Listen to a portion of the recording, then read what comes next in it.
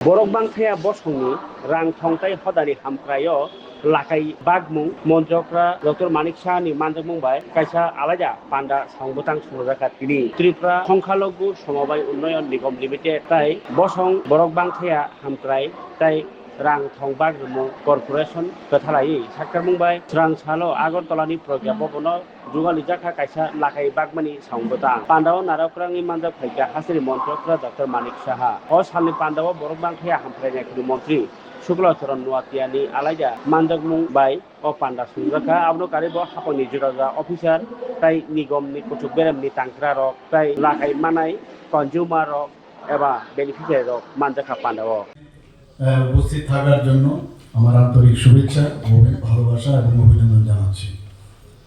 আজকে সত্যি আমার খুব ভালো লাগছে এখানে এসে, যে এত সুন্দরভাবে আমাদের যাদের কথা আমরা খালি বলি, আমরা অ্যাকচুয়ালি এটাই নর্মাল যে আমরা এইভাবেই সবাই একসাথে আমরা থাকতে চাই। এখানে আজকে যেভাবে বিভিন্ন কমিউনিটির সম্প্রদায়ের যারা এখানে সবাই উপস্থিত রয়েছেন, এখানে মুসলমান ধর্মাবলম্বী থেকে শুরু করে আমাদের খ্রিস্টান কমিউনিটি থেকে হোক, বুদ্ধিস্ট কমিউনিটি থেকে হোক, এবং এখানে আমি জানি না জৈন আছে কি না, তো শিখ সম্প্রদায় থেকে এসছেন। আমার দেখে এত ভালো লাগছে যে ইউনিটি ইন ডাইভার্সিটি, এই যে বিষয়টা, এটা খুশি লাগছে। ভারতে এরকমভাবেই থাকা উচিত। আমরা সবাই একসাথে মিলে এই ত্রিপুরা বলুন আর ভারতবর্ষ বলুন, সবাই একসাথে মিলে আমরা এই দেশকে এগিয়ে নিয়ে যাবো। মাননীয় প্রধানমন্ত্রী বারবার বলছেন সবকা সাথ সবকা বিকাশ, বিশ্বাস আর তার প্রয়াস। দেখুন, ওনার সম্পর্কে বা আমাদের সম্পর্কে অনেক সময় অনেকের অন্যরকম ধারণা থাকে। আপনারা জানেন মাননীয় প্রধানমন্ত্রী বিদেশে বেশিরভাগ মুসলিম কান্ট্রিতে উনি যান, ওনাকে সর্বোচ্চ যে উপাধি সেই সব কান্ট্রি থেকে দেয়। অথচ আমাদের দেশের মধ্যে দেখা যায় নানা রকমভাবে ওনার সম্পর্কে বা আমাদের সম্পর্কে কথা বলে। আসলে চাই যে ভারতবর্ষে যারা আমাদের বিভিন্ন সম্প্রদায়ের যারা আছেন, আমরা সবাই ইউনাইটেড। এখানে বাইরের থেকে কেউ যদি এখানে ঢুকতে চায়, সেটা আমরা বাধা দেব। কোনো অন্য বাইরের থেকে কোনো অন্য দেশের থেকে আসবে সেই বিষয়, কিন্তু ভারতবর্ষের যারা আছেন তারা আমাদের সম্পদ, আমরা সবাই একসাথে মিলে থাকবো। এর মধ্যে কোনো রকম প্রশ্ন থাকতে পারে না। এই জিনিসটাই মাননীয় প্রধানমন্ত্রী বারবার ওনার বিভিন্ন কথায় বোঝানোর চেষ্টা করে। আমি বলবো যে আপনারা হচ্ছেন আমাদের সম্পদ। আমরা সবাই মিলে যদি একটা দৃষ্টিভঙ্গি নিয়ে, আপনার যার যার ধর্ম থাকবে এবং প্রতিটা ধর্মের প্রতি আমাদের সম্মান থাকবে। আপনি ভাবুন, আপনার ধর্মের যদি সুরক্ষা থাকে, আপনার ধর্মের প্রতি যদি আপনার যে বিশেষ যে পর্বগুলো থাকে সেগুলো আপনারা যদি সুন্দরভাবে করেন, এবং তাতে অসুবিধা কী আছে? যার যার ধর্ম যার যার কাছে, এবং এইভাবেই যদি আমরা চলি, আমার মনে হয় আমরা সবাই খুশিতে থাকবো, আনন্দে থাকবো। আজকের এই অনুষ্ঠান আমার কাছে রিয়েলি একটা সাংঘাতিক তাৎপর্যপূর্ণ। এবং আজকে আমরা এখানে ঋণ দিয়েছি বটে, কিন্তু ঋণের সাথে সাথে যে একটা আত্মবিশ্বাস বা আত্মনির্ভরতার যে সুযোগ এবং নতুন যে ভবিষ্যৎ গড়ার একটা কিন্তু ইন্সপাইরেশনের একটা পর্ব আজকে বলবো আজকের এই অনুষ্ঠান। একজন পরিবারের যে কোনো একজন যুবক যখন নিজের উদ্যোগে ব্যবসা করে, আজকে ডিপার্টমেন্ট থেকে সাহায্য করেছে, সে নিশ্চয়ই সামনের দিকে এগিয়ে যাবে। একজন ছাত্রী আর্থিক সহায়তা পেয়েছে, সে ডাক্তার হবে, ইঞ্জিনিয়ার হবে। আমি শুনে আজকে খুব ভালো লাগলো আমার, যে আমাদের জসিমউদ্দিন সাহেব আমাকে একটা নোট দিয়ে বলেন যে এখন পর্যন্ত মেডিকেলে 54 স্টুডেন্টকে উনি ওনার দপ্তর থেকে লোন দিয়েছেন।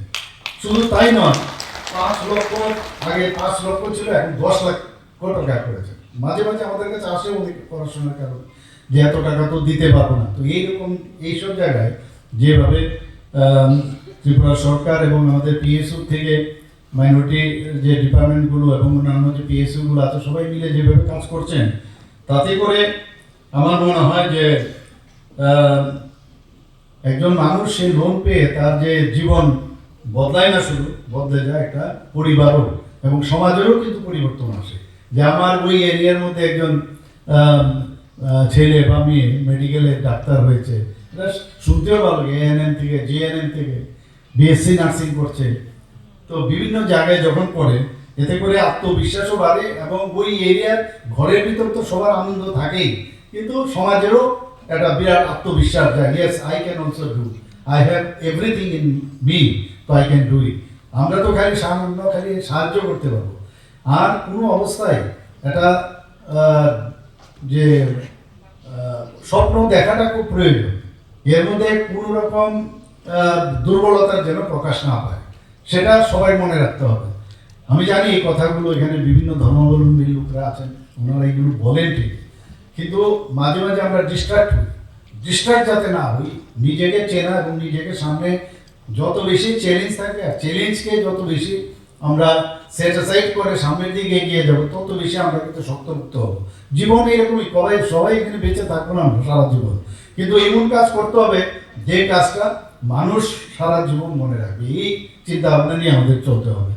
এবং ত্রিপুরার আমরা অত্যন্ত গর্ব বোধ করি, ত্রিপুরার বিভিন্ন সংস্কৃতি আছে, আপনারা সবাই জানেন। 19টা জনজাতি গোষ্ঠীর সংস্কৃতি, বাঙালি, মণিপুরি, সংখ্যালঘুদের আলাদা আলাদা, আপনার বিভিন্ন সংখ্যালঘু আমি যে নামগুলো বললাম তাদের আলাদা আলাদা তাদের রীতিনীতি, তো সবাই মিলে এই যে একটা ভাষা এবং বহু ধর্মের যে একটা অপূর্ব মিলনভূমি, তার নাম হচ্ছে ত্রিপুরা। সেখানে আমরা এর জন্য এটাই আমাদের বড় শক্তি, আমি যেটা বললাম ইউনিটি ইন ডাইভার্সিটি, তার উপর ভিত্তি করে আমার মনে আছে আমি যখন নমিনেশন পেয়ে, আমি প্রায় জায়গায় বলি, আমি যখন বাইরে গেলাম আমাকে প্রিন্সিপাল জিজ্ঞেস করছেন, পাটনাতে আমার সিট পড়েছিল, সেখানে আমি গেলাম, প্রিন্সিপাল তো বলে আপনি কোন জাত কা হো, আমি বললাম প্রিন্সিপাল আমার জাত জিজ্ঞেস করছে, বুঝতে পারলাম না। তো আমি বললাম আমি বাঙালি। আর বাঙালি হো তো জাত হোগা না। তো এইরকম একটা অবস্থার মধ্যে আমরা ত্রিপুরার মধ্যে কিন্তু এগুলো ছিল না, বা আমার এখনো মাঝে মাঝে উস্কে দেয় অনেকে, তো এগুলো আমি বাধ্য হয়ে বললাম আমি বাঙালি, এবং আমার যে কোন রুমের মধ্যে আমার স্থান হবে, কোন আমার রুমমেট হবে, তার উপর ডিপেন্ড। জাস্ট ইমাজিন এইরকম একটা অবস্থা চলে। তো সেই জায়গা থেকে আমাদের বেরোতে হবে। ত্রিপুরা সত্যিই এটা সুন্দর জায়গা, এখানে আমরা যদি সুন্দরভাবে থাকতে চাই, রাজনৈতিক ফায়দা না উঠিয়ে সবার যদি মঙ্গল আমরা কামনা করি, এর থেকে বড় রাজনীতি আর কি হতে পারে? আমার মনে হয় যে আর কোনো রাজনীতি করার দরকার হয় না। তো সেইভাবে আমরা চলবো। এখানে যারা শিক্ষার্থীরা আছেন, কৃষকরা আছেন, শ্রমিকরা আছেন এবং বিভিন্ন উদ্যোক্তা যারা আছেন, আমরা ফার্স্ট হচ্ছে আমরা ত্রিপুরার ভারতবর্ষের নাগরিক, দিস ইজ ইম্পর্টেন্ট। আমি ভারতবর্ষের নাগরিক, আমার যত বেনিফিশিয়ারি আছে, আমি তার হক আছে, আমার রাইট আছে, আমি সমস্ত সুযোগ সুবিধা আমার নিতে হবে। আজকে আমরা উন্নয়নের অধিকার সবার জন্য এই নীতি নিয়ে আমরা চলছে, আমাদের সরকার চলছে, মাননীয় প্রধানমন্ত্রীজি ওই আদর্শকে সামনে রেখে চলছে।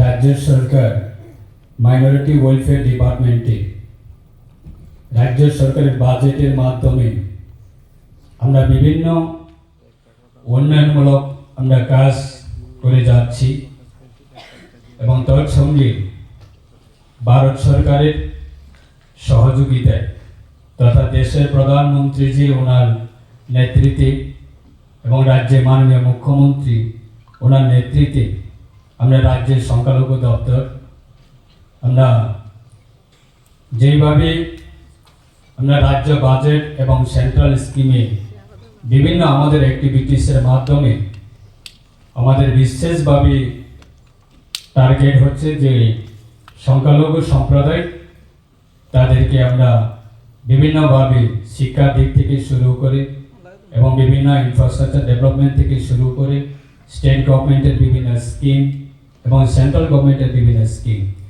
এইগুলি আমরা যত সম্ভব দপ্তরের মাধ্যমে আমরা সাধারণ মানুষের কাছে সেটা যাতে পৌঁছে দিতে পারে, সেই ক্ষেত্রে আমরা রাজ্য সরকারের এই দপ্তরের আমরা চেষ্টা করে যাচ্ছি। আপনারা সবাই জানেন যে আজকে রাজ্যের মাননীয় মুখ্যমন্ত্রী ওনার মূল্যবান সময় আজকে আমরা এই অনুষ্ঠানে আমরা ওনাকে পেয়েছি। আমরা বিগত সময়ে এই দপ্তরের বিভিন্ন সরকারি অনুষ্ঠান বা বিভিন্ন কর্মসূচির ক্ষেত্রে প্রাক্তন সরকারের সময়ে এই দপ্তরকে সিরিয়াসলিভাবে নজর দেওয়া তাদের সময় আমরা দেখা যায়নি, কিন্তু আমাদের সৌভাগ্য আজকে এই দপ্তরের অনুষ্ঠানে রাজ্যের মাননীয় মুখ্যমন্ত্রী উনি গত বছরেও আমাদের এই অনুষ্ঠানে উপস্থিত ছিলেন এবং এই বছরেও আমরা আমাদের সৌভাগ্য আজকে প্রায় 5 কোটি টাকা আমরা যে বিভিন্ন ঋণ প্রদান করার ক্ষেত্রে আজকে রাজ্যের মাননীয় মুখ্যমন্ত্রীকে আমরা উপস্থিতিতে আমরা আপনাদের হাতে এই কর্মসূচি বা এই যে ঋণ প্রদান সেটা আমরা করতে পেরেছি। এবং আমি অসংখ্য ধন্যবাদ জানাই আজকে বিভিন্ন সম্প্রদায় বা বিভিন্ন কমিউনিটি থেকে আজকে রিপ্রেজেন্টেটিভরা এসেছেন। আমরা অবশ্যই আজকে এই দপ্তরের মাধ্যমে আপনারা জানেন, আপনাদের অবগত রয়েছে যে বিশেষভাবে সংখ্যালঘু যে আমাদের দপ্তরের 4টা ইউনিট রয়েছেন, সেটা হচ্ছে সংখ্যালঘু কল্যাণ অধিকর্তা তথা director for welfare of minorities. আরেকটা রয়েছেন আমাদের ত্রিপুরা সংখ্যালঘু সমবায় উন্নয়ন নিগম লিমিটেড তথা ত্রিপুরা মাইনরিটি কর্পোরেশন ডেভেলপমেন্ট, সেটা রয়েছে। এবং আরেকটা রয়েছেন আমাদের ত্রিপুরা ওয়াকফ বোর্ড এবং আরেকটা রয়েছেন আমাদের ত্রিপুরা রাজ্য হজ কমিটি। এই 4টা সেকশন আমরা আমাদের গত 5 বছর বা 2018 আগে যদি আমরা দেখি, আমাদের সংখ্যালঘু কল্যাণ দপ্তরের বাজেট আমরা রাজ্য সরকারের থেকেও অনেক কম, কিন্তু আমরা এই অর্থ বছরে আমরা প্রত্যেকটা আমাদের ওয়াকফ বোর্ড থেকে শুরু করে হজ কমিটি থেকে শুরু করে আমাদের দপ্তরের বিভিন্ন অ্যাক্টিভিটিস, সেই ক্ষেত্রে রাজ্যের মাননীয় মুখ্যমন্ত্রী ওনার সহযোগিতায় আমরা সংখ্যালঘু সম্প্রদায়কে বিভিন্নভাবে সাহায্য করে তাদের শিক্ষা দিক থেকে শুরু করে তাদের বিভিন্ন ইনফ্রাস্ট্রাকচার ডেভেলপমেন্ট করার জন্য আমরা রাজ্যের বাজেট থেকে অনেক আমরা অর্থ আমরা পেয়েছি এই বছরে। এবং সেটা আমাদের মাইনরিটি কর্পোরেশন মাইনরিটি সম্প্রদায়ের সুবিধার্থে এবং ডেভেলপমেন্টের পারপাসে। আজকে আমরা যদিও দেখি যে পেশাদারি শিক্ষার জন্য এককালীন সহায়তা আমাদের রাজ্য সরকার যারা বহিরাজ্যের বিভিন্ন প্রফেশনাল কোর্স করার জন্য যারা বিভিন্ন ইনস্টিটিউশনে যারা পড়াশোনা করছেন, তাদেরকে আমরা এককালীন তাদের আর্থিক সাহায্য করার জন্য 1 লক্ষ টাকা করে আমরা অর্থ আমরা রেখেছি এবং সেইভাবে আমরা প্রত্যেক বছর আমরা দিয়ে থাকি। এবং আরেকটা হচ্ছে আমরা প্রায় গত 5টি অর্থ বছরে মোট প্রায় আমরা 3,362 জন সংখ্যালঘু শিক্ষার্থীদের এককালীন আর্থিক সাহায্য দেওয়া হয়েছে 1 লক্ষ টাকা করে। এবং আমাদের ইকোনমিক ডেভেলপমেন্ট যদি আমরা দেখি, আজকে আমরা যারা দরিদ্র সংখ্যালঘু পরিবারগুলি অর্থনৈতিক স্বনির্ভরতা ফিরিয়ে আনতে আমরা বিভিন্ন ধরনের আমরা স্কিম রাখা হয়েছে। সেটা হচ্ছে মুখ্যমন্ত্রীর সংখ্যালঘু উন্নয়ন প্রকল্প। গত অর্থ বছরে আমরা সেই স্কিম আমরা চালু করেছিলাম। এই বছরে আমরা অ্যাডভান্স যাতে কোনো বেনিফিশিয়ারি যাতে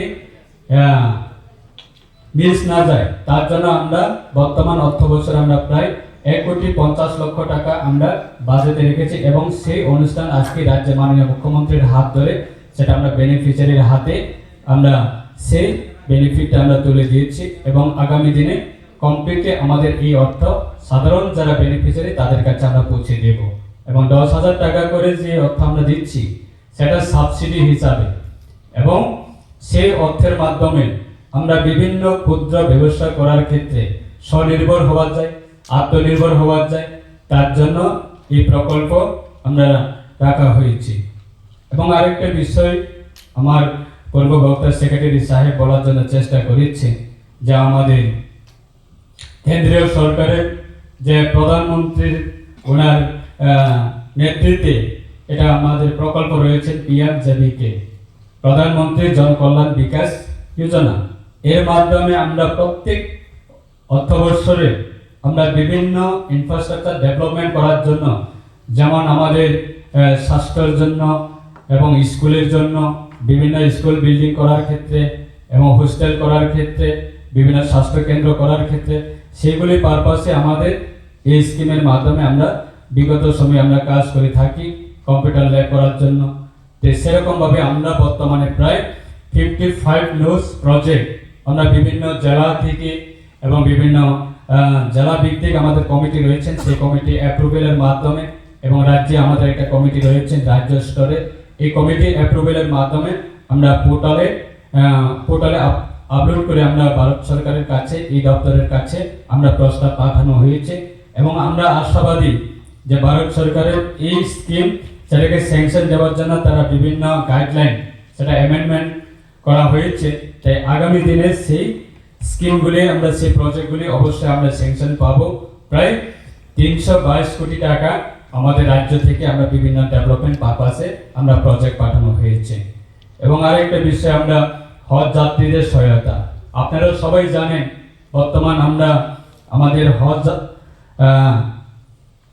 যাত্রা বা হজ কমিটির জন্য আমরা রাজ্যের মাননীয় মুখ্যমন্ত্রী ওনার সহযোগিতায় আমরা বর্তমানে প্রায় 60 লক্ষ টাকা রাখা হয়েছে এবং আমরা রাজ্য সরকারের মাধ্যমে বিভিন্ন হজ যাত্রীদের সহযোগিতা সেটা করার জন্য এই অর্থ থেকে আমরা ব্যয় করা হয়।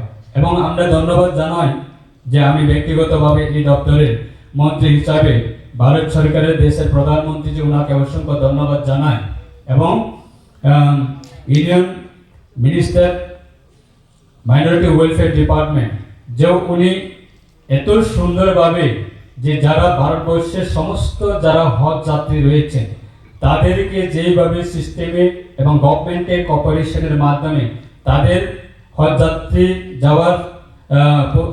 যাওয়ার সাথে যাতে কোনো ধরনের অসুবিধা না হয় এবং সেখানে গিয়ে কোনো ধরনের যাতে প্রবলেম যাতে ফেস করতে না হয়, সমস্ত ধরনের আজকে গভর্নমেন্ট অফ ইন্ডিয়া সেটা মনিটরিং করছে স্টেট গভর্নমেন্টের কোঅপারেশনের মাধ্যমে এবং সেটা আবার হজ যাত্রীর সংখ্যা বাড়ানোর জন্য আজকে ভারত সরকার সেটা উদ্যোগ নিয়েছেন এবং সেটাও আমরা আমাদের রাজ্যের জন্য সে কোটা পাবে।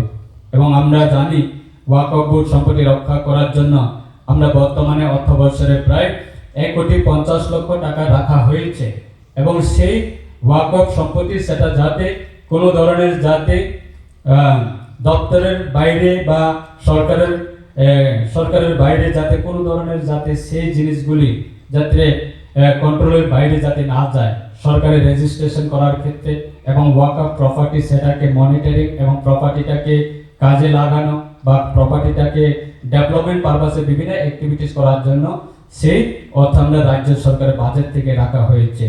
এবং বিভিন্ন জেলা থেকে আমাদের কাছে আছে যারা মেজর কেউ যদি কোনো ডিজিজের মাধ্যমে যদি আক্রান্ত হয় তাদেরকে দপ্তরের মাধ্যমে আর্থিক সাহায্য করার জন্য আমাদের নিউক্লিয়ার বাজেট রয়েছে, সেই নিউক্লিয়ার বাজেট থেকেও আমরা তাদেরকে আমরা সহযোগিতা করে থাকি। তাই আজকে আমি আর বেশি সময় নিচ্ছি না, যেহেতু আমাদের রাজ্যের মাননীয় মুখ্যমন্ত্রী এবং উদ্বোধক আজকে এই অনুষ্ঠানের উদ্বোধক রয়েছেন, আমরা অবশ্যই ওনার মূল্যবান বক্তব্য আমরা শুনবো। তাই আজকে সবাই যারা উপস্থিত রয়েছেন আমরা অবশ্যই এক সময় আমাদের এই সংখ্যালঘু দপ্তর রাজ্যের বিভিন্ন মানুষের যে চাহিদা বা বিশেষভাবে আমাদের যারা খ্রিস্টান কমিউনিটি বা বুদ্ধিস্ট কমিউনিটি বা বিভিন্ন কমিউনিটি রয়েছে তাদেরকে অবহেলিত করে রাখা হতো। আজকে আমরা 2018 করে আমাদের সরকার ক্ষমতা আসার পরে যাতে কোনো ধরনের সেই বেনিফিট থেকে যাতে ডিপ্রাইভ না হয় তার দিকে নজর রেখে রাজ্যের মাননীয় মুখ্যমন্ত্রীর নেতৃত্বে আজকে এই দপ্তর কাজ করে যাচ্ছে। তাই আগামী দিনে আমাদের বিভিন্ন পরিকল্পনা রয়েছেন এবং আমার পূর্ব বক্তা সেক্রেটারি সাহেব বলার জন্য চেষ্টা করেছে, যেহেতু আমাদের প্রধানমন্ত্রী জনকল্যাণ বিকাশ যোজনার মাধ্যমে আমাদের সেই বিভিন্ন ডেভেলপমেন্ট করার স্কোপ রয়েছে, তার জন্য আমরা honourable union minister minority welfare ডিপার্টমেন্টের কাছে আমার ডিও লেটারের মাধ্যমে একটা মেডিকেল কলেজ আমরা প্রস্তাব দিয়েছি এবং সেই ক্ষেত্রে আমরা আজকে আমাদের দপ্তরের মাধ্যমে এবং দপ্তরের বিভিন্ন আধিকারিকের মাধ্যমে সেই প্রস্তাবের জন্য আমরা প্রক্রিয়া শুরু করেছি এবং আমাদের জেলা ভিত্তিক স্টেট লেভেলের কমিটি রয়েছে এবং রাজ্যের মাননীয় মুখ্যমন্ত্রীর কাছেও সেই বিষয়গুলি আমরা জানানো হয়েছে এবং যে আমাদের প্রক্রিয়া সেটা যদি সম্পূর্ণ হয় অবশ্যই আমরা রাজ্যের মাননীয় মুখ্যমন্ত্রী ওনার নেতৃত্বে আমরা সেই প্রস্তাব ফাইনাল প্রপোজাল কপিটা আমরা অবশ্যই গভর্নমেন্ট অফ ইন্ডিয়ার কাছে আমরা পাঠাবো এবং আমরা পজিটিভলি আমরা রেসপন্সও পেয়েছি যে আমাদের মেডিকেল কলেজ করার ক্ষেত্রে যা আমাদেরকে সেই স্কোপটা দেওয়ার জন্য গভর্নমেন্ট অফ ইন্ডিয়া এবং secretary minority welfare department government of India থেকেও আমরা পজিটিভলি সেটা রেসপন্স পাওয়ার পরে আমরা সেই ইনিশিয়েটিভটা আমরা শুরু করেছি। যদিও আমরা ফাইনালি যদি কমপ্লিটলি যদি সেটা আমরা স্যাংশন পেয়ে যাই, সেটা একটা ভারতবর্ষের একটা ত্রিপুরার জন্য একটা গ্রেট অ্যাচিভমেন্ট হিসেবে সেটা আমরা অবশ্যই আমাদের সৌভাগ্য হবে বলে আমরা মনে করি রাজ্যের মাননীয় মুখ্যমন্ত্রীর নেতৃত্বে। তাই সেটা এভরি ডেভেলপমেন্ট পারপাস সেটা আমরা under the leadership of honourable chief minister নেতৃত্বে সেটা থ্রু আমাদের মাইনরিটি ওয়েলফেয়ার ডিপার্টমেন্টের মাধ্যমে আমরা কাজ করে যাচ্ছি। তাই আপনাদের আগামী দিনে অবশ্যই এই দপ্তরের মাধ্যমে আপনাদের বিভিন্ন উন্নয়নমূলক কাজ এবং বিভিন্ন জনকল্যাণমুখী সেই প্রকল্প অবশ্যই আমরা আগামী দিনে মানুষের সাথে সেই কাজ করে যাব দপ্তরের মাধ্যমে। তাই সেটাই আমি সকলের কাছে এই আজকে আমাদের লোড ডিস্ট্রিবিউশন অনুষ্ঠানে আমার সংক্ষিপ্ত আলোচনা রেখে আমি আমার বক্তব্য শেষ করছি। সবাইকে নমস্কার, ধন্যবাদ, কুলঙ্কা।